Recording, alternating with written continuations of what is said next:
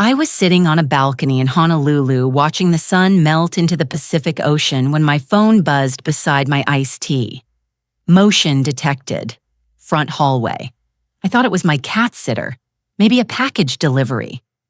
I opened the camera feed casually, barely glancing at the screen until I saw 3 people standing in my foyer. Not strangers. My daughter-in-law Rachel, her mother, her father. Not one of them lived there. Not one of them had permission to enter. Yet there they were, strolling around my home like it was a showroom they had already purchased. A man holding a clipboard stood near the staircase. Some kind of mover. Professional hired Rachel's mother asked, "So this whole upstairs is ours, right?" Rachel laughed. Actually laughed. "Oh yes, once everything is inside, Mary won't make a scene. She's old. She'll just accept it." My heart didn't stop. It didn't race. It went completely still. I turned up the volume with trembling fingers. Rachel continued, "We'll get everything moved before she comes back. By the time she lands Tuesday, it'll be done. She won't throw out my parents once they're settled in. She hates conflict." Her mother nodded, glancing around my living room. The living room my late husband and I built together in our retirement years. She was evaluating where she wanted her recliner positioned. I want to pause here for just a moment. If you're watching this right now, would you do me a favor, drop a comment, and tell me where you're watching from and what time it is where you are?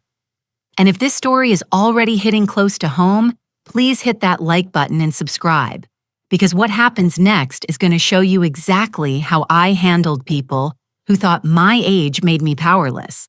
Trust me, you won't want to miss a single detail. Now let me tell you what I did when I saw them planning to take over my entire house. I didn't drop my phone. I didn't gasp out loud. I froze, but not from fear, from clarity. All the little things I had brushed off over the last 2 years rearranged themselves in my mind like puzzle pieces, finally clicking into place. Rachel suggesting I should downsize, her casual comments about how big homes are wasted on elderly people, her lingering glances at furniture that wasn't hers, the way she would walk through my rooms, touching things, measuring them with her eyes. They had been planning this. And now with me thousands of miles away, they were ready to push the final domino. I ended the feed. Then I reopened it. Anger had sharpened my vision. Now I needed to see everything. They weren't watering my plants. They weren't checking the mail. They weren't doing anything remotely defensible. They were measuring my living room wall. Rachel's father held a tape measure against the decorative molding my husband had installed himself 20 years ago. "We can put our cabinet here," he said, nodding toward a space where my bookshelf stood. My bookshelf filled with novels I had collected over decades. The mover scribbled notes. Rachel pointed toward the hallway. "My parents will take the master bedroom upstairs. Mary can stay in the smaller guest room downstairs. She doesn't need all that space anymore." I lowered the phone onto the balcony table. My vacation wasn't over, but something inside me was. Something had cracked open, and I couldn't close it again even if I wanted to. For the first time, I admitted something I had been avoiding for years. They didn't see me as family. They saw me as real estate. My home wasn't a place they visited out of love. It was a property they were circling, waiting for the right moment to claim. And that moment in their minds was now. While I was gone, while I was defenseless, while I was supposed to be relaxing on a beautiful island, trusting that the people I loved most in the world respected the boundaries of my life, I wasn't going to call the police. Not yet. That would end the invasion, yes, but it wouldn't end the pattern. The real enemy wasn't trespassing. It was entitlement. Entitlement that had been cultivated for years, nurtured by my son and his wife, fed by my inability to say no when they asked for help. Temporary fixes don't solve long-term rot. And this was rot deep, festering rot that had spread through the foundation of my relationship with my own child. No, I didn't want them arrested and released with a warning. I wanted them to show their true intentions fully, without me lifting a finger. I wanted them to walk so far into their own trap that there would be no excuses left, no apologies that could erase what they had planned. I wanted the truth exposed in a way that could never be denied. My hands didn't shake when I opened my airline app.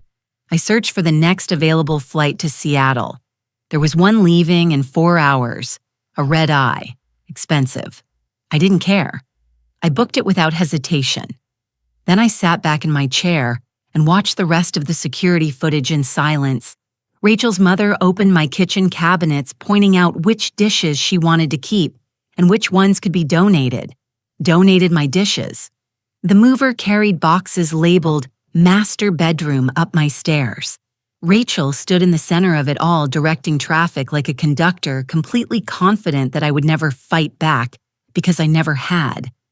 I'd spent years being agreeable, being helpful, being the kind of mother and mother-in-law who said yes to every request, who funded every emergency, who swallowed every bit of disrespect with a smile, because I thought that was what love looked like. But they had mistaken my kindness for weakness. They had mistaken my silence for surrender. They had mistaken my age for helplessness. And that was going to be their biggest mistake. I stood up from the balcony chair, walked back into my hotel room, and began packing my suitcase. The sun was setting behind me, painting the sky in shades of gold and red. But I wasn't watching it anymore. My focus had shifted entirely. I was going home. And when I arrived, they were going to learn something about me they should have known all along. I wasn't too old to make a scene. I was just old enough to make it count. They thought I wouldn't fight back. They would soon learn how wrong they were. As I sat in that hotel room packing my bag, my mind kept circling back to one question. How did I get here? How did I become the kind of woman a daughter-in-law thought she could bulldoze? The answer wasn't simple.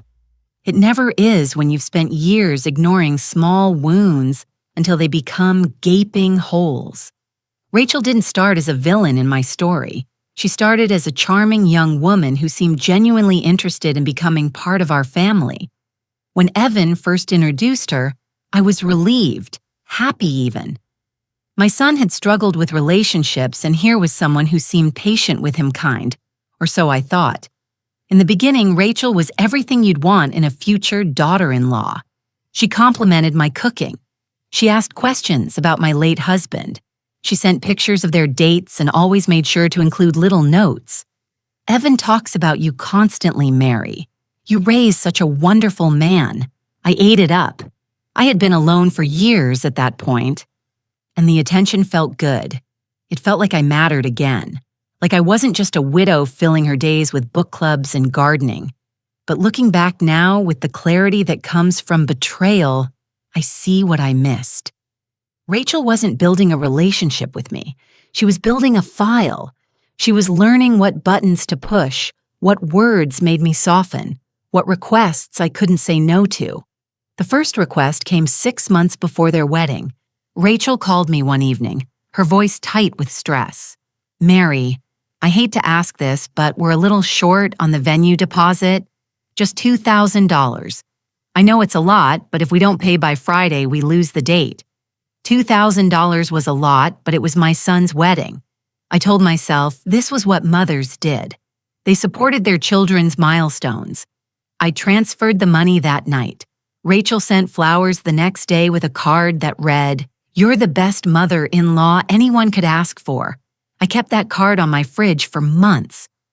They never paid me back, but I didn't ask. Weddings are expensive. I understood. Then came the honeymoon fund. Then the down payment on their car. Then daycare for their first child. Each time Rachel approached me the same way. Sweet, grateful, just a little desperate. And each time I said yes, because that's what family does, right? Except family also says, thank you. Family also offers to pay you back. Family also helps you when you need it. Rachel's family did none of those things. Her gratitude became shorter with each request. The flowers stopped coming.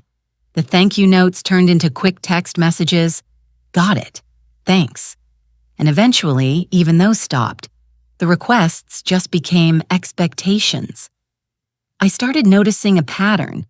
Every time I saw Rachel, she had a new concern about my life. Not hers, mine. Mary, are you sure you should be driving at night?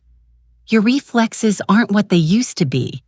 Mary, this house is so big for one person. Don't you feel lonely rattling around in here? Mary, have you thought about what happens if you fall and no one's here to help you? At the time, I thought she was being thoughtful, concerned. Now I realize she was planting seeds. She was conditioning me to believe I needed help, that I was fragile, that living alone was dangerous. She was softening the ground so that when the time came, I'd welcome the idea of giving up my independence.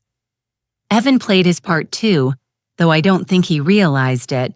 Whenever I hesitated on a request, he'd call, "Mom, Rachel's really stressed about this.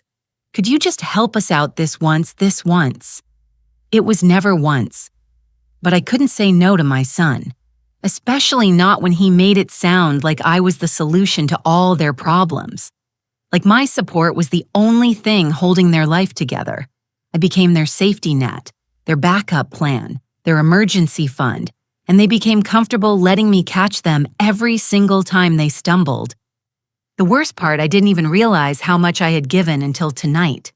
Sitting in that hotel room, I opened my banking app and started scrolling through old transfers to Evan payments to Rachel charges I had covered when their cards were declined at family dinners. I grabbed the hotel notepad and started writing. Wedding expenses, $4,000. Car repairs, $3,000. Daycare, 6 months at $800 per month, $4,800. Rent assistance when they were between apartments, $9,000. Credit card payment when Rachel's hours got cut, $5,000. Furniture for their new place, $7,000. Medical bills, $3,000. Groceries during tight months, thousands more spread across years. The numbers climbed higher and higher until my hand cramped. The total sat at the bottom of the page like an accusation. $54,128. I stared at it. That was more than a year of my retirement income gone funneled into the lives of 2 adults who never once offered to pay me back. 2 adults who were at this very moment measuring my walls and deciding which rooms they'd claim for Rachel's parents. My stomach turned. This wasn't generosity. This wasn't love.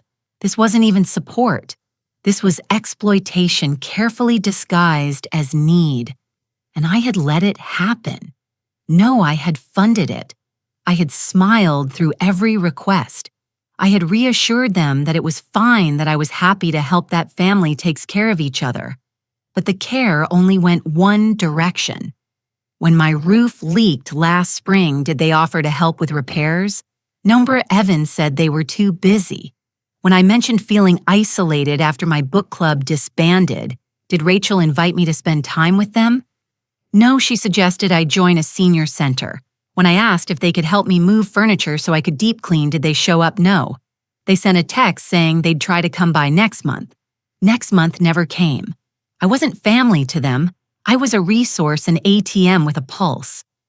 And the moment I stopped being useful, they planned to take the one thing I had left my home. I closed the banking app and sat in the silence of that hotel room, feeling something shift inside my chest. Shame turned into anger. Anger turned into clarity. Clarity turned into resolve. I wasn't going to scream. I wasn't going to cry. I wasn't going to beg them to see me as a human being instead of a means to an end. I was going to let them finish what they started. I was going to let them move everything in, settle her parents into my rooms, unpack their lives into my home. And then I was going to show them exactly what happens when you mistake silence for permission. I zipped my suitcase closed, picked up my phone, and checked my flight details. 4 hours until boarding, I ordered room service, ate methodically, and began organizing every receipt, every bank record, every text message where they had asked for money. I wasn't preparing for a conversation. I was preparing for war. And this time, I wasn't going to lose. The airport was nearly empty when I arrived. Late-night flights to Seattle aren't exactly popular, and I was grateful for the quiet. I needed space to think, space to plan, space to organize the storm that was building in my chest into something precise and undeniable. I checked my bag, cleared security, and found a seat near the gate where I could work undisturbed. My laptop came out first, then my phone, then the notepad, where I had scribbled the initial financial tally back in the hotel room, $54,000. Even now, seeing it written in my own handwriting, it felt impossible. How does someone give away that much money without realizing it? The answer was simple, and it made my chest tighten with something close to embarrassment. I gave it away in pieces, 2,000 here, 5,000 there. Small enough amounts that I could justify them individually. Tell myself it was just helping out, just being supportive, just doing what mothers do. But when you add all those small sacrifices together over the course of 5 years, they stop being kindness. They become a pattern of control. I opened a new folder on my desktop and named it simply Records. Then I got to work. I started with my bank statements going back 60 months, every transfer to Evan, every Venmo payment to Rachel, every time I had covered a dinner bill because their cards were mysteriously declined. I copied each transaction into a spreadsheet, date amount purpose. The purpose column was the hardest to fill in because half the time they hadn't even told me what the money was for just that they needed it urgently. Always urgently. But I remembered enough. The wedding deposit. The car repair that turned out to be a down payment on a newer model. The emergency dental work that I later found out was cosmetic veneers. The overdue electric bill that came right before they bought a 60-inch television. My fingers moved faster as the anger built. Next, I pulled up my text messages. I scrolled back through years of conversations, screenshotting every request. Mom, can you help us out with rent this month? We're a little short. Mary, the kids need new shoes and we don't get paid until Friday. Can you cover us? Hey, Mom. Our credit card got declined at the grocery store. Can you send 200? I saved every single one. Then I went further. I searched my email for receipts. Anything I had purchased for them and never been reimbursed for. Furniture I had bought when they moved into their apartment. Gifts I had given that they had specifically requested. Expensive things they claimed were necessities. A crib, a stroller, a high chair, baby monitors, clothes, toys, thousands of dollars in items that weren't gifts at all. They were requirements, things Rachel told me they absolutely needed, and if I didn't buy them, I was being unsupportive. The spreadsheet grew longer and longer. By the time boarding was announced, I had documented every dollar. $54, $128. The numbers sat at the bottom of the screen, cold and factual. I saved the file, backed it up to the cloud, emailed a copy to myself. Then I sat back in my seat and stared at it. This was the cost of being too agreeable, too trusting, too willing to believe that people you love would never take advantage of you. For the first time, I let myself say it out loud, quietly under my breath, as passengers filed past me toward the gate. I was exploited, not helped, not needed, exploited. They saw my kindness and turned it into a subscription service. Automatic, expected, endless. And when the money wasn't enough anymore, they came for the house. I boarded the plane feeling something I hadn't felt in years. Certainty. I wasn't confused anymore. I wasn't second-guessing myself. I wasn't wondering if maybe I was overreacting or being too sensitive. I knew exactly what had happened, and I knew exactly what I was going to do about it. The flight was 5 hours. I didn't sleep. Instead, I created a second document. This one wasn't about money. It was about evidence. I went through my security camera footage frame by frame, taking screenshots of everything. Rachel measuring the walls, her father pointing at my furniture, discussing what to remove, Her mother opening my kitchen cabinets, deciding what to keep. The mover carrying boxes labeled for my upstairs bedrooms. Evan standing in the background, hands in his pockets, fully aware of what was happening. Each image was dated and time-stamped by the camera system. Undeniable proof that this wasn't a misunderstanding or a miscommunication. It was planned, deliberate, coordinated. I organized the images into a folder and added them to the financial records. Then I drafted a timeline, a simple chronological account of how we got here, starting with the first financial request 5 years ago and ending with tonight's footage of them moving into my home without permission. No emotional language, no accusations, just facts, dates, amounts, actions. By the time the plane began its descent into Seattle, I had built a case so airtight that no amount of crying or apologizing or playing the family card could dismantle it. The shame I had felt earlier was gone. In its place was something sharper, colder, resolve. I looked out the window as the city lights came into view below. Dawn was still an hour away. The sky was that deep blue that comes just before sunrise, and the world below looked quiet, peaceful. But I wasn't peaceful. I was a woman who had just spent 5 hours documenting every way her family had betrayed her trust. And I wasn't finished yet. I checked my phone as the wheels touched down.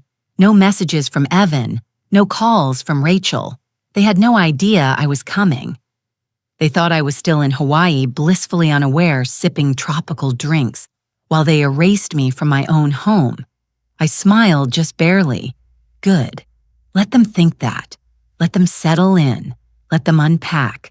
Let them get comfortable in rooms that didn't belong to them. Let them believe they had won. Because the deeper they walked into this situation, the harder it would be for them to lie their way out of it. I gathered my things as the plane taxied to the gate. My carry-on bag, my laptop, my phone with its folders full of evidence. I didn't text anyone, didn't call ahead, didn't warn them I was back. I wanted them completely off guard. I wanted to see their faces when I walked into that house and shattered the illusion they had built. The illusion that I was too old, too weak, too afraid of conflict to fight back. I stepped off the plane and into the terminal. The air was cool, the airport was quiet, and I was ready.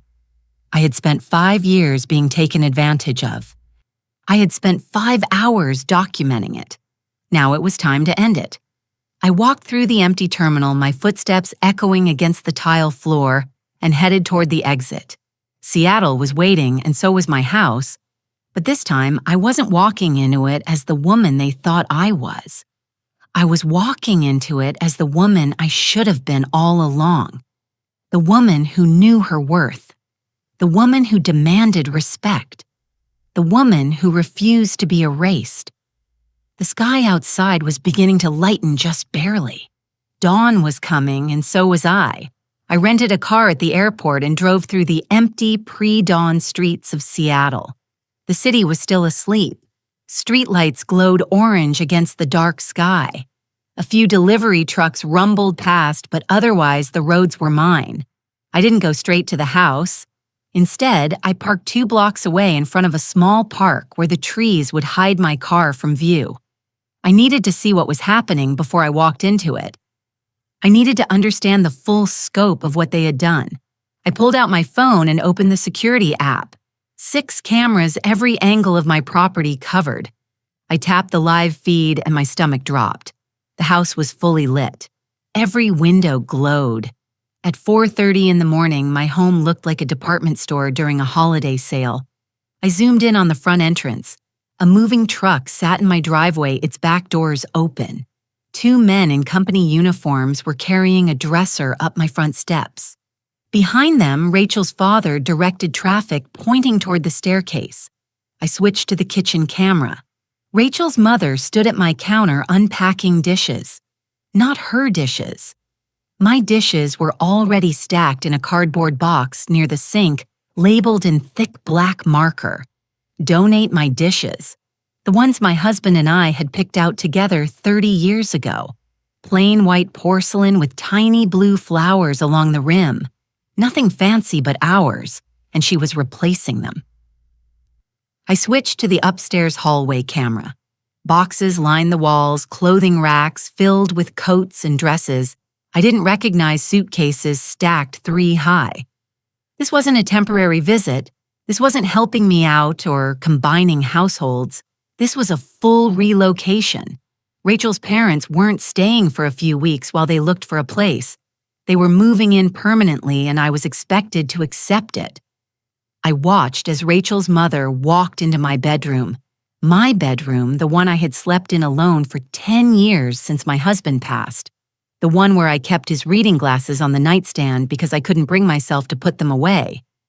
She stood in the doorway, hands on her hips, surveying the space like a real estate agent evaluating a property. Then she turned and called down the hallway. I couldn't hear her through the camera, but I could read her lips well enough. This one's perfect for us. My jaw tightened. I switched cameras again. Living room. The movers were hauling in a leather recliner, oversized brown, completely out of place among my furniture.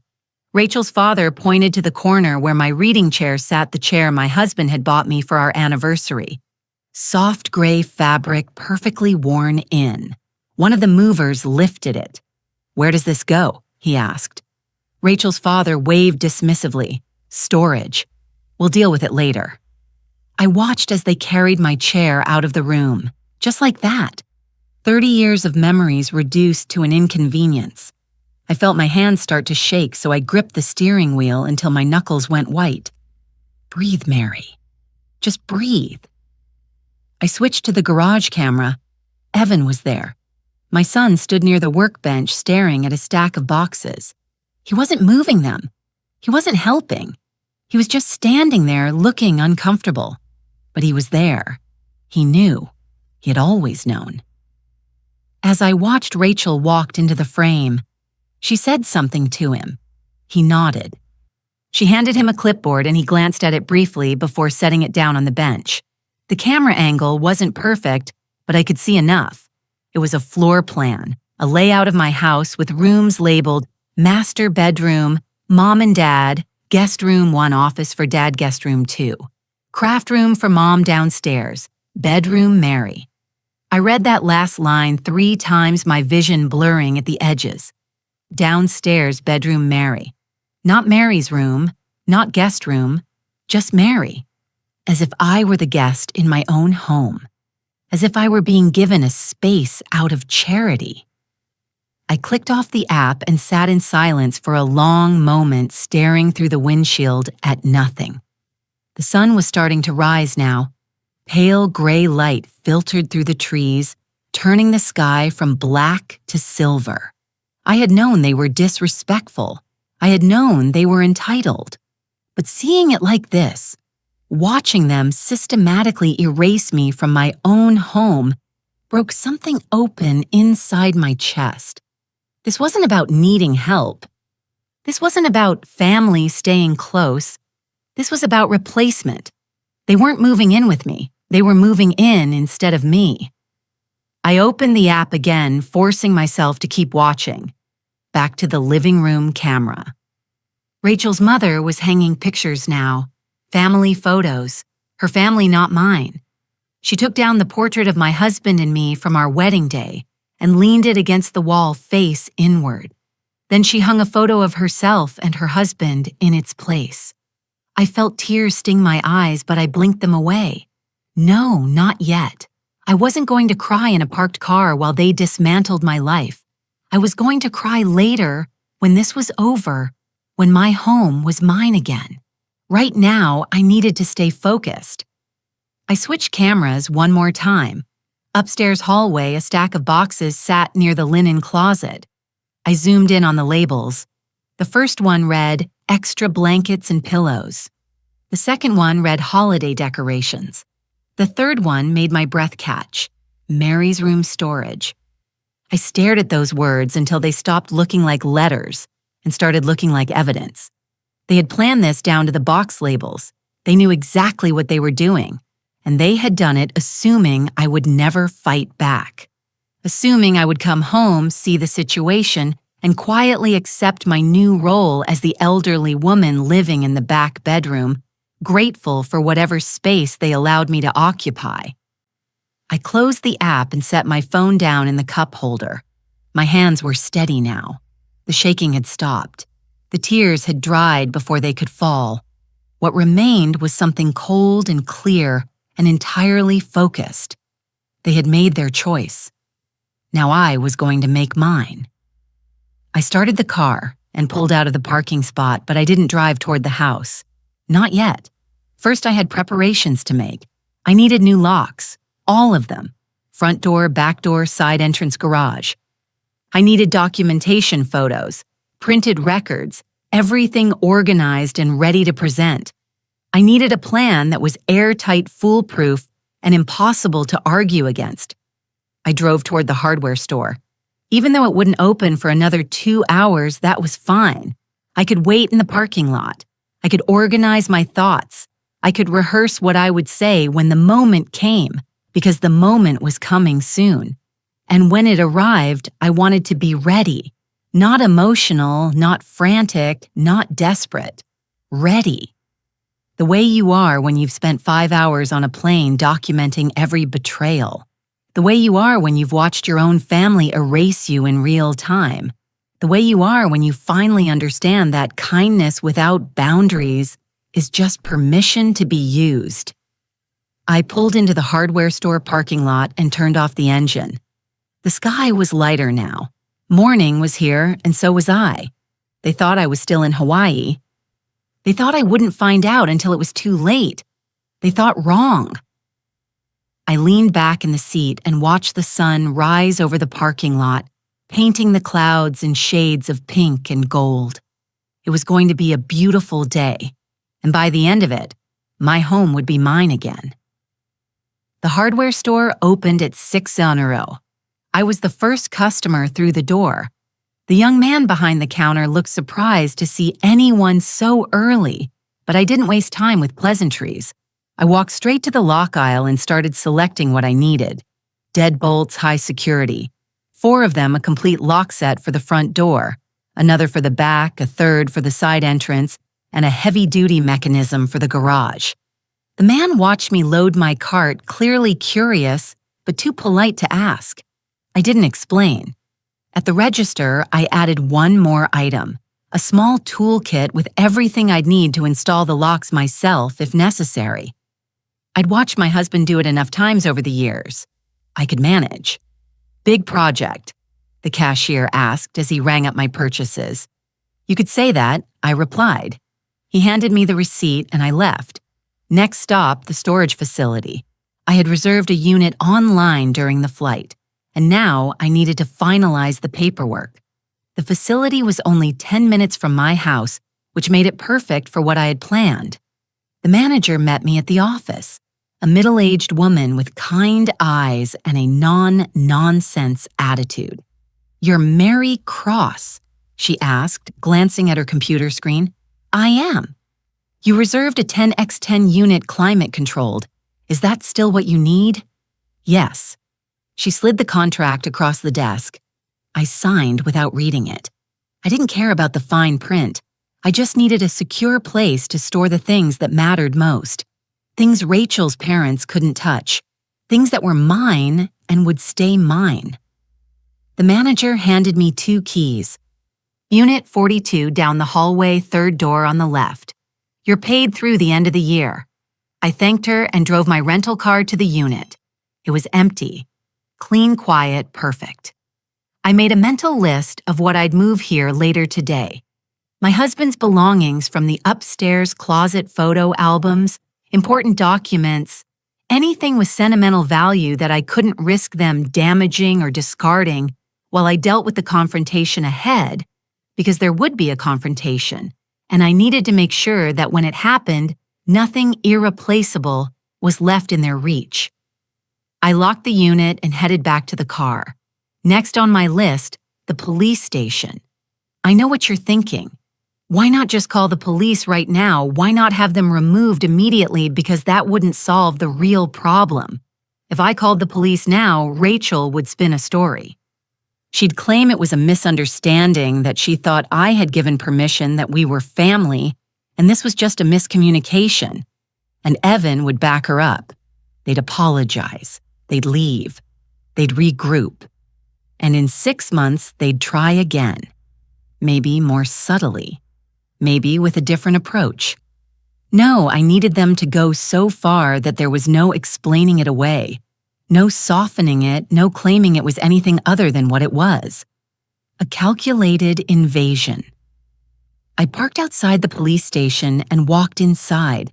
The officer at the front desk looked up. "Can I help you? I'd like to update my home security settings to include automatic police notification for unauthorized entry," I said calmly. He directed me to a community liaison officer who handled that sort of thing. She was a woman in her 40s, professional and efficient. She explained how the system worked. If my security cameras detected forced entry or triggered certain alerts, the system could automatically notify the police department. It's usually used for vacation homes or people who travel frequently, she said. "Do you travel often?" "I do." I lied smoothly. "And I've had some concerns about security." She didn't press further.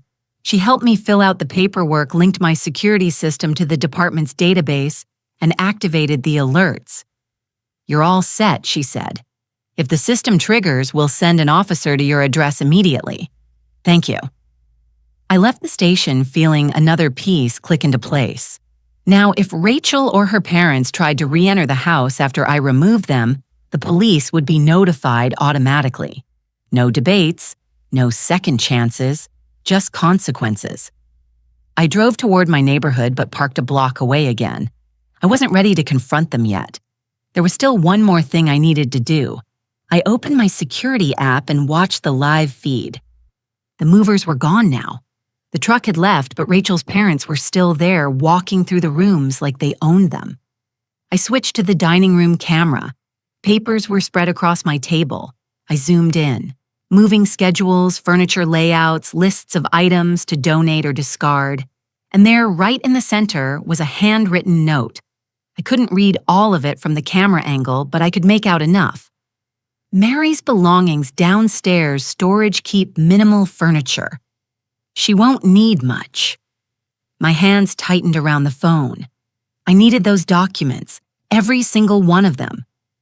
I waited until Rachel's parents left the dining room. Then I made my move. I slipped into the house through the side door, the one they had left unlocked, because they didn't think anyone would challenge them. The house was quieter now. I could hear Rachel's mother upstairs moving boxes around. I moved quickly. I gathered every piece of paper from the dining room table. Moving contracts, floor plans, schedules, shopping lists for furniture they planned to buy with my space in mind. I took all of it. Then I noticed something else. A binder, thick navy blue, sitting on the corner of the table. I opened it. Inside were printed emails between Rachel and her parents discussing the logistics of the move dates. Times what to say if I came home early. There was even a script, actual written lines for Rachel to use if I confronted her. "We were worried about you living alone. We thought you'd appreciate the company. This is what families do." I stared at those words, feeling something cold settle in my chest. This wasn't impulsive. This wasn't desperation. This was premeditated, rehearsed, planned down to the talking points. I closed the binder and took it with me. Then I moved to the kitchen and opened the drawer where I kept important files. My property deed, my will insurance documents. All of it was still there untouched for now. I took those too. I carried everything out to my car and locked it in the trunk. Then I drove to a print shop and made copies of everything. The moving plans, the emails, the binder, the floor layouts with my name relegated to the smallest room. I organized it all into a folder. On the front, I wrote simply evidence. Inside, I added the financial records I had compiled on the plane, the bank statements, the screenshots of their requests for money. $54,000 on one side, a home invasion on the other. Together, they painted a picture so clear that no jury, no mediator, no family counselor could deny what had happened. I had been used, exploited, and now erased. I sat in the parking lot of the print shop and looked at the folder. This was it. This was everything I needed. They thought the house was already theirs. They thought I'd come home and quietly accept my new role. They thought wrong. And the beautiful part, I didn't need to build a trap. They had built it themselves. Every document, every email, every box labeled with my things marked for storage. They had handed me the evidence. All I had to do now was use it. I started the car and drove back toward my neighborhood. This time I wasn't stopping a block away. This time I was going home. And when I walked through that door, everything was going to change. They thought I was weak. They were about to learn the truth. I pulled onto my street just after 9 Auro in the morning. The moving truck was back. It sat in my driveway like a monument to their audacity. Its rear doors open, ramp extended. 2 movers were carrying a massive sectional sofa up my front walkway. Rachel's father stood near the mailbox, gesturing toward the house, directing them where to place it. I parked at the curb and turned off the engine. For a moment, I just sat there watching. Rachel's mother emerged from the front door carrying a potted plant. She set it on the porch railing, adjusting its position like she was staging a home for sale. My home, my porch, my railing. I took a deep breath, grabbed the evidence folder from the passenger seat, and stepped out of the car. The sound of the car door closing made Rachel's father glance up. He saw me. His expression shifted from casual confidence to confusion in less than a second. "Mary," he called out uncertain. I didn't answer. I just started walking toward the house. That's when Rachel appeared in the doorway. She froze, literally froze. One hand still on the door frame, her mouth slightly open. "Mary," she said, her voice thin and high. You weren't supposed to be back until Tuesday." "Plans changed," I said evenly. The movers stopped mid-lift the sofa suspended between them. They looked at each other, then at Rachel, clearly sensing the tension. Rachel's mother stepped forward, her face already arranging itself into a smile. "Mary, sweetheart, what a surprise. We were just getting settled. We wanted it to be a nice surprise for you when you got back." I looked at her directly. "A surprise," I repeated. "Yes," she continued, her voice taking on that syrupy tone people use when they're trying to manipulate someone. "We know how hard it's been for you living in this big house all alone. We thought having family around would make you feel safer, more comfortable." "Comfortable?" I said quietly. She nodded eagerly, misreading my calm as acceptance. "Exactly. You've been so generous with us over the years. This is our way of giving back, taking care of you." Behind her, I saw Evan emerge from the garage. He was carrying a rolled-up area rug, sweat on his forehead. When he saw me, the rug slipped from his hands and hit the concrete with a dull thump. "Mom," he said, "what are you doing here?" I turned to face him fully. "What am I doing here?" I asked, keeping my voice steady. "Evan, this is my home." He opened his mouth, closed it, looked at Rachel for help. She stepped down from the porch, her smile still in place but her eyes nervous. "Mary, I think there's been a misunderstanding," she said quickly. "We're not taking anything from you. We're helping. My parents needed a place to stay and your house has so much room, and we thought, it would be good for everyone." "Good for everyone," I echoed. "Yes." Rachel continued, her words coming faster now. "We were going to explain everything when you got back. We wanted to have it all set up first so you wouldn't have to deal with the stress of moving day. We were doing this for you." The lie sat between us like a third person. I held up the folder. "Is that why you labeled my bedroom for your parents?" I asked calmly. "Is that why you packed my dishes to donate Is that why you wrote a floor plan that puts me in the smallest room downstairs?" Rachel's smile vanished. Her mother's face went pale. Evan took a step forward. "Mom, let's just go inside and talk about this calmly." "We are calm," I said. "I'm perfectly calm," and I was. That was the thing that seemed to unsettle them most. I wasn't yelling, I wasn't crying, I wasn't shaking or panicking or falling apart the way they clearly expected. I was simply standing on my own lawn in front of my own house, holding proof of everything they had done. I saw everything I continued. The security cameras recorded all of it. You measuring my walls, you deciding which rooms you'd take, you laughing about how I wouldn't make a scene because I'm too old to fight back. Rachel's face flushed deep red. "That's not. I didn't mean it like that," she stammered. "How did you mean it?" I asked. She had no answer. Rachel's father cleared his throat, trying to regain some authority. "Mary, I think you're overreacting. We're family. Family helps each other. That's all we're doing here.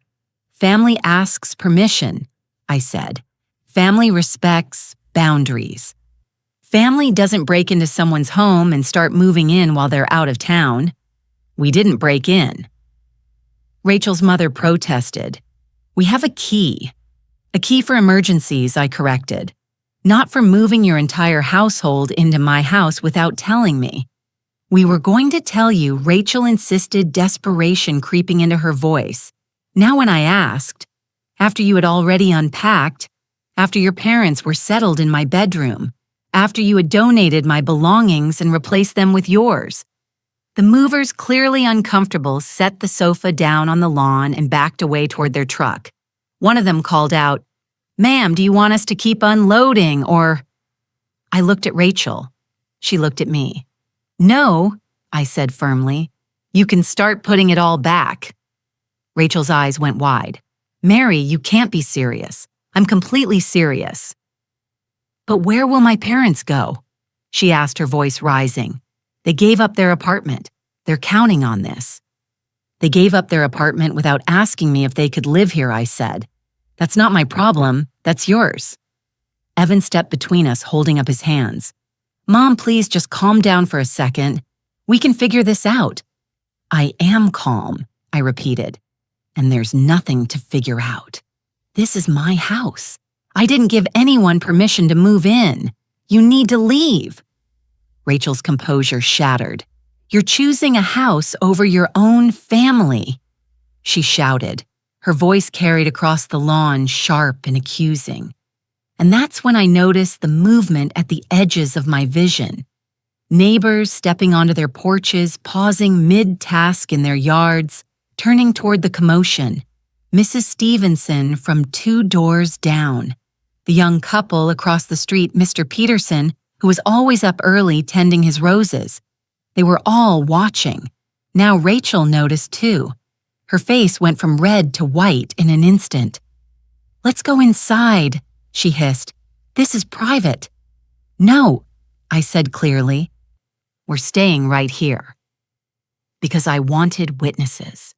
I wanted everyone on this street to see what was happening. I wanted it public, undeniable, impossible, to rewrite later into some story where I was the unreasonable one. Rachel's mother grabbed her husband's arm. "Maybe we should just go," she whispered. But Rachel wasn't done. "You're going to embarrass us in front of the whole neighborhood," she demanded. "I'm not embarrassing you," I said. "You did that yourself when you tried to steal my house." The word hung in the air. Steal. Evan flinched. "Mom, that's not fair. We weren't stealing anything." I opened the folder and pulled out the first document. The floor plan with my name relegated to the downstairs bedroom. I held it up so everyone could see. "This is fair," I said. I held the floor plan higher, turning it so the neighbors could see. "This," I said. My voice steady but loud enough to carry is a layout my daughter-in-law created while I was in Hawaii. It shows which rooms her parents would take, which rooms would become their office and craft space, and where I would sleep. I pointed to the small notation in the corner downstairs bedroom. Merry more neighbors emerged now. The street was filling with witnesses. Rachel lunged forward, trying to grab the paper from my hands. That's private. I stepped back smoothly, keeping it out of her reach. Private, I repeated. You drew up plans for my house without my knowledge, but now you want privacy. Her face was scarlet now, a mix of rage and humiliation. You're twisting everything she said, her voice shaking. We were trying to help you. You're making us look like criminals. I'm not making you look like anything, I replied. I'm showing people what you did. Evan moved closer, his hands raised in a placating gesture. Mom, everyone's watching. Can we please just go inside and talk about this like adults? I looked at him directly. Adults ask permission before moving into someone else's home, I said. Adults don't plan an invasion and hope the victim is too polite to fight back. His face crumpled. He opened his mouth to respond, but nothing came out. I pulled another document from the folder. The email chain between Rachel and her parents, dated 3 weeks ago, discussing logistics. Should we tell Mary beforehand or just do it while she's gone? Rachel's mother had written. Rachel's response, easier to ask forgiveness than permission. Once we're in, she won't kick us out. I read it aloud slowly, clearly. The neighbors shifted uncomfortably. A few whispered to each other. Rachel's mother went pale. That was taken out of context. What context? I asked. What context makes it acceptable to invade someone's home? She had no answer. Rachel's father stepped forward, trying to take control of the situation. Mary, you're being unreasonable. We're family. Family doesn't treat each other like this. You're absolutely right, I said. Family doesn't treat each other like this. I pulled out the next document, the financial ledger, 5 years of transactions, every loan, every emergency, every time they had asked for money and never paid it back. $54, $128, I said loud enough for everyone to hear. That's how much I've given to my son and his wife over the past 5 years. Gasps rippled through the crowd. Evan's eyes went wide. Mom, don't. Don't what I asked. Don't tell the truth. Don't show people how you treated me like an ATM while planning to take my house. Rachel tried to interrupt. Those were loans. We were going to pay you back. Were you? I asked, flipping to a page in the ledger. Because I have text messages where I asked about repayment and you told me family doesn't keep score. She went silent. I continued. Family doesn't keep score. That's what you said over and over. Every time I mentioned the money, family doesn't keep score. I looked up from the folder, meeting her eyes. But family also doesn't exploit each other, I said. Family doesn't manipulate. Family doesn't measure your walls and plan which rooms to claim while you're on vacation. The neighbors were fully engaged now. I could see some of them nodding. Others looked horrified. Rachel spun toward them, her voice desperate. She's making this sound worse than it is. We were worried about her. She's getting older. She shouldn't be living alone in such a big house. We thought having us here would be good for her. I pulled out the final document, the handwritten note from Rachel's planning binder, Mary's belongings, downstairs storage, keep minimal furniture. She won't need much. I read it aloud. Rachel's mother covered her face with her hands. Rachel's father looked like he wanted the earth to swallow him whole. Evan stared at the ground, his shoulders sagging. Does that sound like concern? I asked the crowd. Not loudly, not dramatically, just honestly. Nobody answered. They didn't need to. The silence was answer enough. One of the movers cleared his throat awkwardly. Ma'am, he said, addressing me, do you want us to reload the truck? I looked at him, then at Rachel, then at the furniture scattered across my lawn. Yes, I said firmly. Everything that doesn't belong to me goes back on that truck. Rachel's composure finally shattered completely. "You can't do this," she said, her voice breaking. "My parents have nowhere to go. They gave up their apartment for this."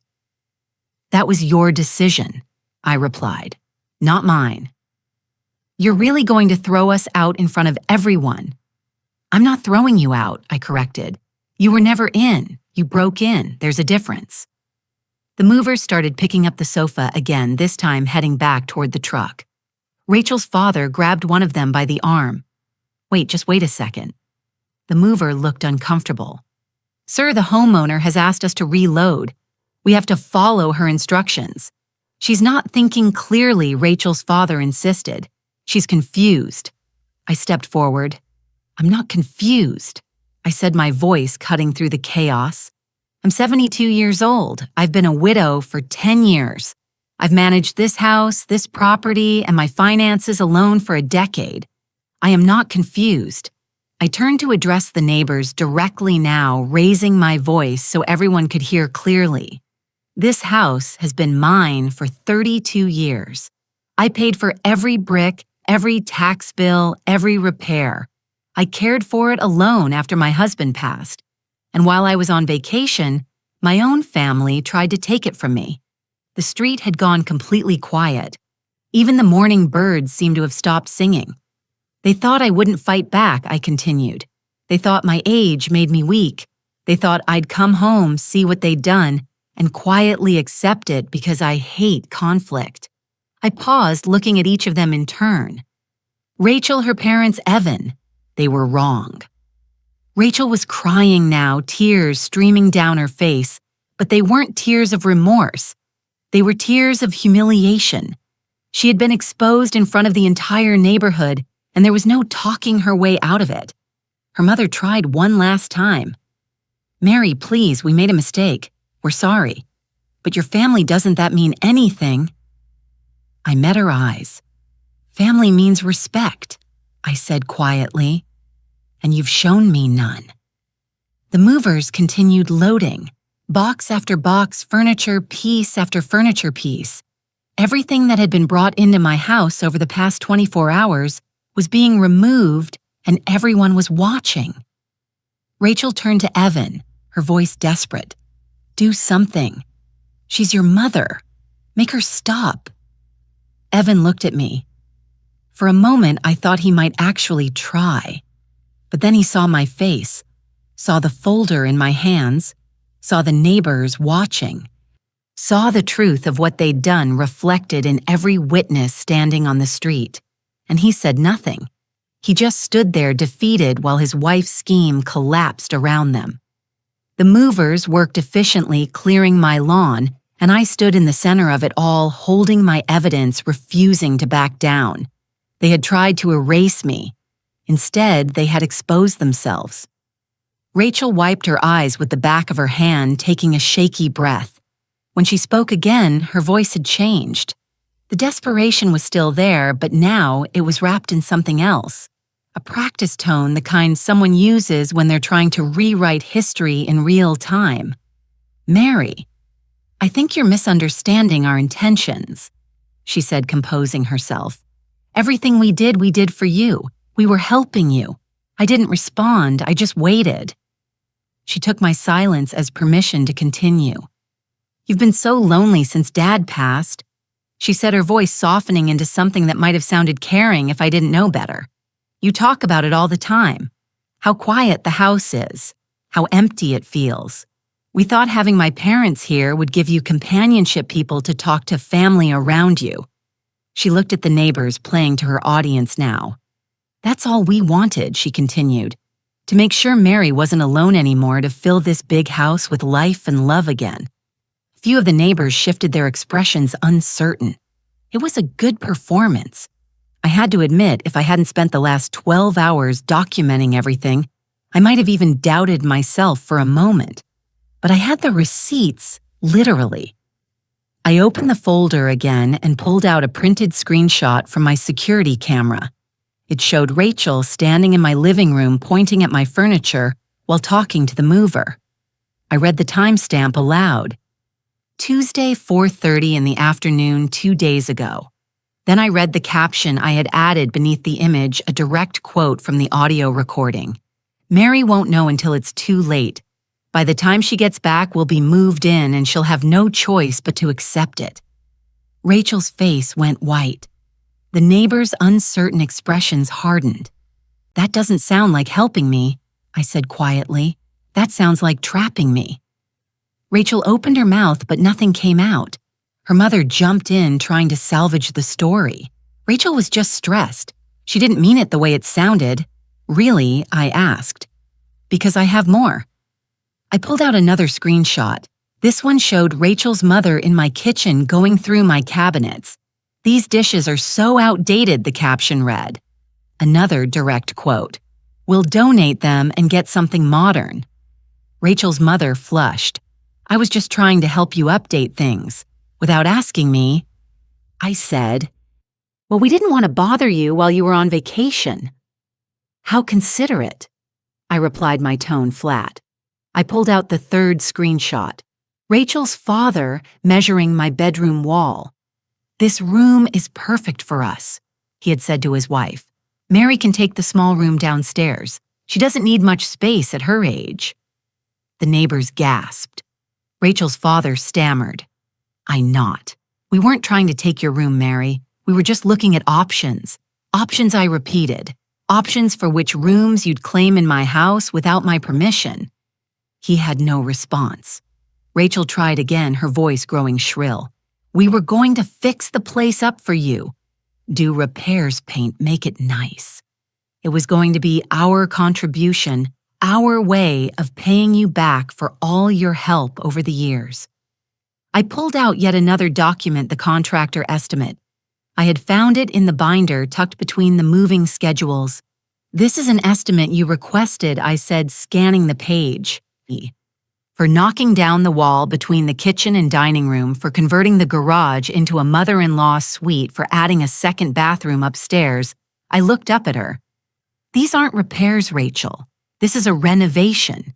A renovation that would have cost $40,000. Her eyes widened. "And according to this estimate," I continued, "the payment method listed is owner financing. That's me. You were planning to renovate my house and make me pay for it." The neighbors' whispers grew louder. Rachel's story was crumbling with every piece of evidence I presented. "That was just a preliminary estimate," she protested weakly. "We weren't actually going to do it." "Then why did you request it?" I asked. "Why did you meet with the contractor? Why did you discuss financing options?" She had no answer. Her father tried to step in, his voice taking on a harder edge now. "Mary, you're cherry-picking information and making us look bad. You're taking everything out of context." I pulled out the written moving plan, the one that listed exactly which parent would get which room. I read it aloud slowly and clearly.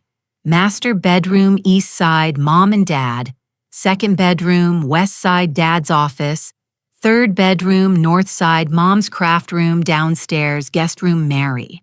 Garage conversion, rental income opportunity." I paused on that last line. "Rental income," I said. "You were planning to convert my garage into an apartment and rent it out." Rachel's parents exchanged panicked glances. That detail had clearly been something Rachel hadn't shared with them. "Rachel," her mother asked, her voice tight, "what is she talking about?" Rachel fumbled for words. "That was just an idea, just something I thought might help generate income for the household." "My household," I corrected. "Income from my property that you plan to collect." Her mother's face changed. The realization was dawning. "Rachel," she said slowly, "did you actually ask Mary if we could move in?" Rachel's silence was deafening. "Rachel," her father pressed. "Did you tell her we were coming?" I was going to. Rachel said quickly. "I just wanted to get everything set up first so she could see how good it would be, so she wouldn't worry about the details." Her mother took a step back, staring at her daughter like she was seeing her for the first time. "You told us Mary invited us," she said, her voice shaking. "You said she wanted us here. You said she was lonely and asked for our help.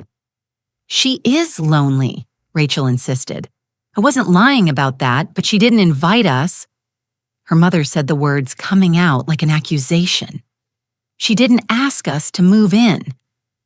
Rachel's silence confirmed it. Her father's face went from angry to horrified. We gave up our apartment, he said quietly. We packed up our entire lives. We thought we were helping family. We thought we were wanted. You are wanted, Rachel tried. Mary just doesn't realize it yet. She realizes you lied to us. Her mother said, her voice rising. You lied to us and you lied to her, and now we're standing in the middle of the street being humiliated because you couldn't be honest. Rachel started crying again, but this time her parents didn't comfort her. They were too busy realizing the enormity of what had happened.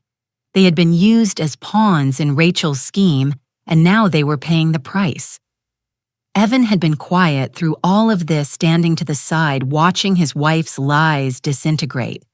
But now, as Rachel's parents turned on her, as the neighbors whispered louder, as the movers loaded the last of the furniture onto the truck, he finally spoke. Mom, he said, his voice, can we please just talk about this inside, away from everyone? I looked at him. My son, the boy I had raised, the man I had supported, the person I had given $54,000 to without question. And I saw what I should have seen years ago. He wasn't going to defend me. He was going to defend them one last time. I looked at my son standing there, his face drawn and tired, asking me to go inside, away from the neighbors, away from the witnesses, away from the accountability. No, I said simply. His face tightened. Mom, please. This is family business. It shouldn't be happening out here. Family business should have stayed family business, I replied. But you made it public business when you tried to steal my house. We weren't stealing, he said, his voice rising in frustration. God, Mom, why do you keep saying that we're your family? We were trying to help you. There it was. The same line Rachel had used, the same manipulation just delivered by someone I had loved longer. Help me how exactly, I asked. By moving your in-laws into my home without asking, by planning to renovate my house with my money, by relegating me to the smallest room while they took over everything I built. You're twisting it, Evan said, running a hand through his hair. You're making it sound so much worse than it was. Then tell me what it was, I said. Explain it to me. Make it make sense. He exhaled sharply. Rachel's parents needed a place to stay. They're getting older. Their rent kept going up. We thought you have this huge house and you're here all alone, and it would be good for everyone, company for you, stability for them. It was supposed to be a win for everybody, except nobody asked me. Because we knew you'd say no, he admitted. The honesty shocked even him. I could see it in his face the moment the words left his mouth. You knew I'd say no, I repeated slowly. So instead of respecting that, you decided to just do it anyway. We thought once you saw how good it could be, you'd understand, he said quickly, trying to backtrack. We thought you'd see that having people around was better than being alone. I'm not alone by accident, Evan, I said. I'm alone by choice. I like my peace. I like my space. I like knowing that every decision in my home is mine to make. But what about when you can't make those decisions anymore, he asked. What about when you fall or get sick or need help? Then I'll ask for it, I said. From professionals, from people I hire. From anyone but people who would use my vulnerability as an excuse to take what I've built. He flinched. That's not fair, Mom. We love you. Do you? I asked quietly. The question hung between us. He opened his mouth, closed it, opened it again. Of course we do. You're my mother. Then show me the love, I said. Show me where it is in the $54,000 I gave you that you never paid back. Show me where it is in the plans to put me in the smallest room of my own house. Show me where it is in the lies you told your in-laws to get them to participate in this scheme. His face crumpled. We were going to pay you back. We just needed time. 5 years wasn't enough time. We had expenses. The kids, the house. Life is expensive, Mom. Life is expensive for me too, I said. But I managed it without asking you for help, without taking what wasn't mine. You have more than us, he said. And there was an edge to his voice now. Something bitter. Something that had probably been there for years. You own your house outright. You have savings. You have retirement income. We're struggling. So your solution was to take from me to share with you, he corrected. That's what family does. They share. Sharing requires consent, I said. What you did is called taking. Rachel stepped forward, her tears dried, now replaced with something harder. You're being impossible. You're acting like we committed some crime. We were trying to create a multi-generational household. That's how families used to live together, supporting each other. Supporting, I said. Interesting word choice. I pulled out the financial ledger again. This is support, I said, holding it up. $54,000 over 5 years. I supported you constantly without question, without asking for anything in return. I flipped to a marked page. But when I needed help moving furniture last year, you were too busy. When I asked if you could help me clean out the gutters, you said you'd get to it eventually. When I mentioned feeling isolated after my book club ended, you suggested I find new hobbies. I looked at both of them. That's not support. I said, that's extraction. You took everything I offered and gave nothing back. And when there was no more money to take, you came for the house. Evan's jaw tightened. You're overreacting. You're making this into something it's not. Am I asked. I reached into my bag and pulled out a set of keys. New keys, shiny and unused. These are the new locks, I said calmly. I changed them all this morning. Front door, back door, side entrance, garage. Evan's eyes widened. You changed the locks. Yes, but we need to get our things. Your things are being loaded onto that truck right now, I said, nodding toward the movers. Rachel's voice rose to a shriek. You can't lock us out of the house. What if there's an emergency? Then you'll call emergency services, I said, like everyone else. I pulled out my phone and opened the security app, turning the screen so they could see. I've also updated the security system, I said. It's now connected directly to the police department. Any unauthorized entry triggers an automatic alert. Officers will be dispatched immediately. The color drained from Rachel's face. You're serious, Evan said, his voice barely above a whisper. You're actually serious. I've never been more serious about anything in my life. Mom, we're your family, he said, and his voice broke. You can't just shut us out like this. You shut me out, I said quietly. You shut me out of the decision about my own home. You shut me out of conversations about my own future. You shut me out of my own life and expected me to thank you for it. I reached into the folder one final time. I pulled out a single sheet of paper. Official, typed, notarized. This is a formal no trespass order, I said, handing it to Evan. You, Rachel, and her parents are barred from entering my property without explicit written permission. Any violation will result in immediate police involvement and potential criminal charges. Evan took the paper with shaking hands. He stared at it like it was written in a foreign language. Mom, he whispered, you can't mean this. I mean every word, but I'm your son and I'm your mother, I said. Not your backup plan, not your retirement fund, not your real estate investment. Your mother. He looked up at me, tears in his eyes now. What do we do now? He asked, his voice small. You learn, I said. You learn that actions have consequences. You learn that manipulation doesn't work on everyone. You learn that the people you take for granted eventually stop letting you. I stepped back, creating distance between us. and you learned that I'm not the woman you thought I was." The movers closed the truck doors. Everything was loaded.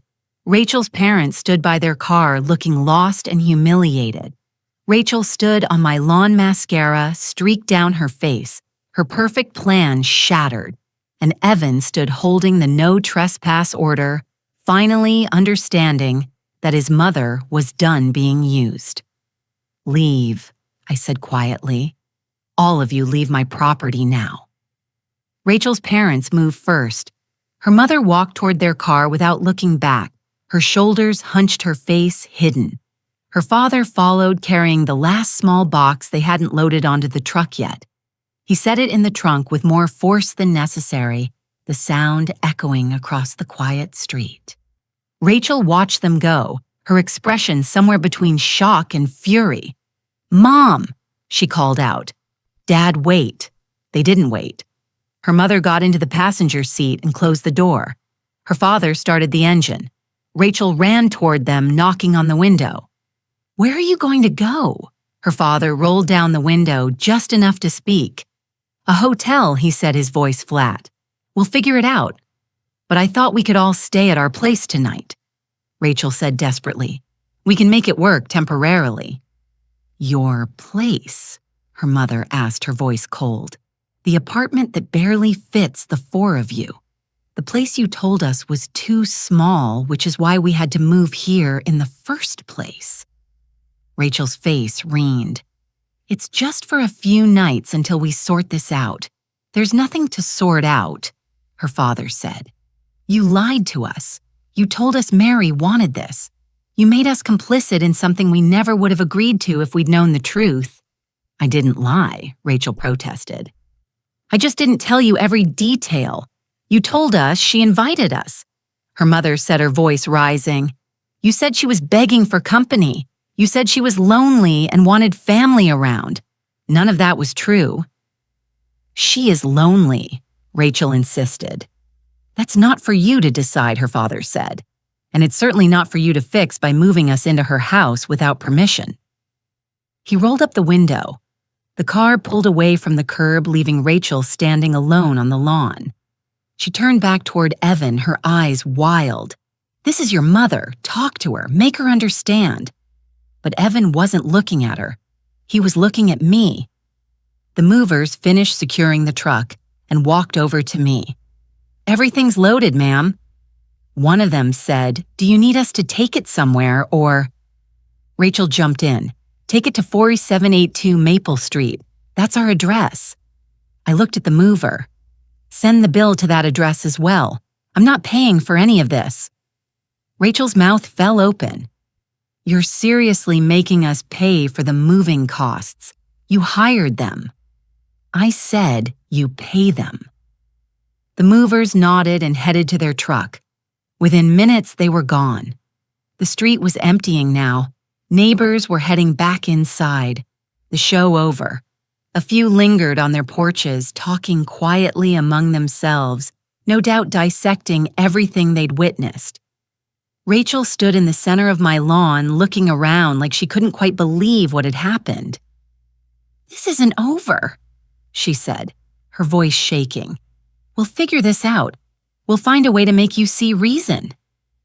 "Rachel," I said quietly, "go home." She stared at me for a long moment, then turned and walked to her car without another word. The engine started, the tires crunched against the asphalt, and then she was gone too. Only Evan remained. He stood near the mailbox, still holding the no trespass order, looking lost. For a moment, neither of us spoke. Then he walked toward me slowly, like he was approaching something fragile that might shatter if he moved too quickly. "Mom?" he said softly. "I know you're angry. I know we messed up, but please don't do this. Don't shut me out." I looked at my son, the boy I had raised alone after his father died, the child I had sacrificed for the man I had supported, even when it drained me dry, and I felt nothing but exhaustion. "I'm not shutting you out, Evan. I said I'm choosing myself. What does that even mean? It means I won't be erased in my own home, I said. It means I won't be treated like an obstacle to your plans. It means I deserve respect. And if you can't give me that, then you don't get access to my life. His face twisted. You're my mother. You're supposed to forgive me. That's what mothers do. Mothers also teach their children accountability, I said. And right now, you need to learn that your actions have consequences. So what, you're just going to cut me off? Pretend I don't exist? I'm not cutting you off, I said. I'm putting up boundaries. Boundaries I should have put up years ago. He shook his head, frustration bleeding into his voice. You don't understand what you're doing. Rachel's family is furious. They're going to blame me for this. Her parents have nowhere to go. Rachel's going to be impossible to live with. You're ruining my life. I'm not ruining your life, I said calmly. I'm refusing to let you ruin mine. He stared at me and I saw something shift in his expression. The last trace of hope faded. In its place came something harder, colder. Fine, he said, his voice tight. If that's how you want it, fine. But don't come crying to us when you're lonely and realize you need family. Don't expect us to drop everything and come running when you fall or get sick or can't take care of yourself anymore. It was meant to hurt. It was meant to scare me. It was meant to make me reconsider. But all it did was prove I had made the right decision. I won't, I said simply. He flinched like he'd expected a different response. You're really going to choose a house over your own son. I'm choosing myself over people who don't respect me, I said. There's a difference. He stood there for another moment, waiting for me to cave, waiting for me to soften, waiting for me to be the mother who always said yes, who always gave in, who always put everyone else first. But that mother was gone. And in her place stood someone he didn't recognize, someone who knew her worth, someone who demanded respect, someone who refused to be manipulated. He turned and walked to his car without another word. I watched him drive away. And then I was alone. The street was quiet again. The neighbors had gone inside. The morning sun had climbed higher in the sky, warming the air. I stood on my lawn for a moment, surrounded by the remnants of what had almost been taken from me. Tire marks in the grass from the moving truck footprints in the flower beds, a few scattered packing materials the movers had missed. Evidence of the invasion, but also evidence that I had stopped it. I walked up the front steps, pulled out my new keys, and unlocked the door. The house was quiet when I stepped inside. Not empty. Quiet. There's a difference. Empty feels hollow, lonely. Sad, quiet feels peaceful. Safe mine. I closed the door behind me and turned the deadbolt. The click echoed through the hallway. Final, definitive, protective. I walked through the rooms, slowly taking inventory. The kitchen where my dishes were still packed in boxes, but at least they were still here. The living room where my furniture remained no longer threatened by replacement. The staircase leading to bedrooms that belonged to me and no one else. I walked upstairs and stood in the doorway of my bedroom, the room Rachel's parents had claimed. The room where my husband's reading glasses still sat on the nightstand. The room that was mine. I sat on the edge of the bed and let out a long, slow breath. For the first time in years, the air in my house felt like it belonged to me. No manipulation, no guilt, no demands disguised as concern, just silence. And in that silence, I found something I hadn't felt in a very long time. Freedom. I spent the rest of that day putting my house back in order. It sounds simple when I say it like that, but the work was more than physical. It was emotional. Every room I entered held evidence of the violation. Every drawer I opened reminded me of what they had planned. But I moved through it, methodically refusing to let the anger consume me. I started in the kitchen. The boxes Rachel's mother had packed sat near the sink, my dishes wrapped in newspaper and labeled for donation. I unpacked every single one.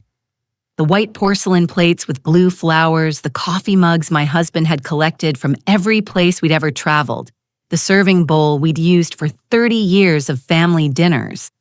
I washed each piece carefully, even though they weren't dirty, and put them back in their rightful places. The cabinets looked like mine again. Next, I tackled the living room. The furniture was still arranged properly since they hadn't had time to rearrange everything, but there were traces of them everywhere, marks on the floor where the movers had set down the sectional sofa indentations in the carpet from furniture that had been moved and then removed. I vacuumed. I dusted. I opened the windows and let fresh air chase away the feeling of intrusion. On the mantel, I found that Rachel's mother had moved the framed photo of my husband and me. It was face down, tucked behind a decorative vase, like something to be hidden. I picked it up and set it back where it belonged, center stage, where it had always been. I moved upstairs next. The hallway was still cluttered with their boxes, the ones they hadn't had time to unpack before I arrived. I dragged each one to the garage, stacking them near the door for when they eventually came to collect their belongings. If they came to collect them, part of me suspected they'd simply abandon everything too embarrassed to face me again. That was fine. I donated all eventually. In my bedroom, I stood for a moment just looking around.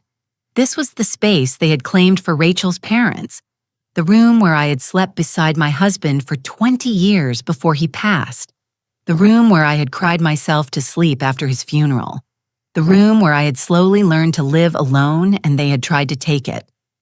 I opened the closet and found some of Rachel's mother's clothing already hanging there. Dresses, blouses, shoes lined up on the floor. I pulled everything out and added it to the boxes in the garage. Then I reorganized my own clothes, spreading them out so they filled the space properly instead of being crammed into one corner to make room for someone else. The closet looked right again. I moved to the nightstand and picked up my husband's reading glasses. They were exactly where I had left them 10 years ago, folded carefully, waiting. For a long time, people told me I should put them away, that keeping them out was unhealthy, that I needed to move on. But those glasses weren't about being stuck in the past. They were about remembering that I had been loved, that I had built something beautiful with someone who respected me, that I knew what a real partnership looked like, and they reminded me that I would never accept less than that again. I set the glasses back down gently and sat on the edge of the bed. The house was quiet around me. Not lonely, just quiet. I thought about how I had gotten here. How I had let things deteriorate to the point where my own son thought he could manipulate me, where my daughter-in-law believed she could invade my home and I'd simply accept it. The truth settled over me like a weight. I had mistaken weakness for kindness. For years, I had said yes to every request because I thought that's what good mothers did. Good mothers sacrificed. Good mothers gave endlessly. Good mothers never set boundaries because boundaries meant you didn't love your family enough. But all that generosity without limits had done was teach them that I had no limits. It had taught them that they could take and take and take, and I would never stop them. It had taught them that my needs didn't matter, that my home didn't matter, that I didn't matter. And the worst part was that I had taught them this, not intentionally, but through every yes when I should have said no. Through every boundary I didn't enforce, through every time I swallowed my discomfort. Because I didn't want to cause conflict, I had opened the door to my own exploitation, and they had walked right through it. But that stopped now. I stood up and walked to my desk in the corner of the room. I pulled out my will, my power of attorney documents, my advance directives, everything that detailed what would happen to my estate when I passed. Evan was listed as executive. Rachel was listed as secondary beneficiary. I took a pen and began making notes in the margins. Changes I would make when I met with my attorney next week. changes that would reflect my new reality. I wasn't cutting Evan out entirely. He was still my son, but I was adding protection stipulations, safeguards that would prevent anyone from using my death as an opportunity to claim what I had built. My house would go into a trust. My finances would be managed by a professional. My belongings would be distributed according to my wishes, not theirs. I was taking control of my future, even the parts I wouldn't be alive to see. When I finished, I filed the documents away and turned my attention to something I had neglected for far too long: my social life. For years, I had centered my entire world around being useful to Evan and Rachel, around being available whenever they needed something, around proving that I was a good mother by constantly giving. But in doing that, I had let other relationships fade. Friends from my book club neighbors. I used to have coffee with women I had volunteered alongside at the community center. I had pushed them all to the background because family came first, but family had taken everything and given nothing back. It was time to rebuild. I opened my laptop and sent an email to Margaret, a woman I had been close with years ago before life got busy, before Evan's constant needs consumed all my time and energy. "Hi, Margaret." I typed. "It's been too long. I'd love to catch up over coffee if you're available. Let me know when works for you." I sent similar messages to 3 other women. Then I looked up local volunteer opportunities, book clubs, walking groups, anything that would connect me to people who saw me as more than a resource. By the time the sun started to set, I had plans for the coming weeks: coffee with Margaret on Thursday, a new book club meeting on Saturday, a volunteer orientation at the library the following Tuesday. I was building a life that didn't revolve around being needed, a life that revolved around being valued. There's a difference. Being needed means people only show up when they want something. Being valued means people show up because they enjoy your company. I had spent too many years being needed. It was time to be valued. I walked downstairs and made myself dinner. Something simple: pasta with vegetables and garlic bread. I ate at the dining room table, not in front of the television, not standing at the counter. I set a proper place setting. I poured myself a glass of wine. I took my time because this was my house, my table, my life, and I was done apologizing for taking up space in it. After dinner, I washed the dishes and stood at the kitchen window looking out at the yard. The grass needed mowing. The garden needed weeding. There were projects to do, repairs to make life to be lived. But for the first time in years, I felt excited about it. Not burdened, excited. This house wasn't a responsibility I had to manage alone. It was a gift I got to enjoy, and I was going to enjoy every single moment of it. 3 weeks passed, the kind of quiet, unremarkable weeks that used to feel empty but now felt like peace. I settled into a rhythm I hadn't experienced in years. Morning coffee on the back porch, afternoons spent reading or working in the garden.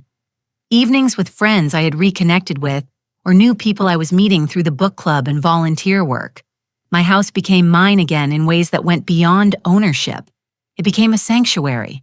Every morning I woke up knowing that no one would show up unannounced with demands disguised as emergencies. No one would guilt me into opening my wallet or my home. No one would treat my generosity like an entitlement. The silence was glorious. Margaret came over for coffee that first Thursday, and we talked for 3 hours. She told me about her life, her grandchildren, her recent trip to the coast, and then she asked about me, not about Evan, not about whether I was lonely. She asked about me, what I was reading, what I was planning for the summer, what made me happy. It was such a simple thing being asked about my own life, but it felt revolutionary. By the second week, I had joined the walking group that met at the park every Tuesday and Saturday morning. 7 women all around my age, all with stories of their own. We walked 3 miles, talked about everything and nothing, and supported each other without keeping score. One of them, Patricia I mentioned, She was looking for help organizing a fundraiser for the local literacy program. I volunteered immediately, not because I felt obligated, but because I wanted to. There's a difference. I heard updates about Rachel and her family through the neighborhood grapevine. Mrs. Stevenson mentioned she had seen Rachel's parents at a hotel near the highway. They had stayed there for a week before finding a small apartment across town. It wasn't much from what I heard. One bedroom far from their daughter, expensive for what it offered, but it was theirs and it wasn't mine. I felt no satisfaction in their struggle, but I felt no guilt either. They had made choices based on lies. Rachel told them those choices had consequences, and those consequences were not my responsibility to fix. Evan tried contacting me multiple times. The first message came 2 days after the confrontation. "Mom, can we please talk? I know you're angry, but we need to figure this out." I didn't respond. The second message came 4 days later. "Mom, Rachel's really upset. Her parents are blaming both of us. Can you please just call me?" I didn't respond. The third message came a week after that. "I don't understand why you're doing this. We're family. Family doesn't just shut each other out." That one almost made me laugh. Family doesn't shut each other out, but family can plan to take over your house without permission. The logic was staggering. I didn't respond to that one either. Then 2 weeks in a different kind of message arrived. "Mom, I've been thinking about everything that happened. I know we messed up. I know we hurt you. Can we please meet somewhere and talk? I want to understand." I read it 3 times. There was something different in the tone, something that felt less like manipulation and more like actual reflection, but I still didn't respond. Not because I didn't care, but because words were cheap. Evan had spent years saying the right things while doing the wrong things. Apologies meant nothing if the behavior didn't change. If he wanted a relationship with me, he needed to prove he understood what respect looked like. Not through text messages, through action, through time, through showing me that he valued me as a person, not as a resource. And until that happened, I was content to maintain my distance. I wasn't angry anymore. Anger had burned itself out in those first few days, leaving behind something clearer and calmer. I was simply done. Done being used, done being manipulated, done paying for love that should have been freely given. One evening, I sat on my back porch, watching the sunset paint the sky in shades of orange and pink. The garden was blooming. The house was clean. The locks were secure. And I was alone, but I wasn't lonely. There's a difference between being alone and being lonely, and I had finally learned it. Lonely is when you're surrounded by people who don't see you. Alone is when you're at peace with yourself. I had spent years being lonely in the presence of family. Now I was alone and more at peace than I had been in decades. I thought about everything that had happened. Everything that had led to that moment on my lawn when I finally stood up for myself. For so long, I had believed that being a good mother meant endless sacrifice. That love meant never saying no. That family meant tolerating disrespect because blood mattered more than boundaries. But I had learned something crucial. Family isn't defined by blood. It's defined by respect. And the people who shared my DNA had shown me none. They had seen my kindness and mistaken it for weakness. They had seen my generosity and turned it into expectation. They had seen my age and assumed it made me powerless. They were wrong about all of it. Age hadn't made me weak. It had given me clarity. Clarity about what I deserved. Clarity about what I would no longer tolerate. Clarity about the difference between being loved and being used. And that clarity had given me strength. The strength to say no. The strength to protect my boundaries. The strength to choose myself. I wasn't the same woman who had sat on that balcony in Hawaii watching her home being invaded. That woman would have come home and quietly accepted the situation because she feared conflict more than she valued herself. This woman knew better. This woman knew her worth. This woman protected what was hers.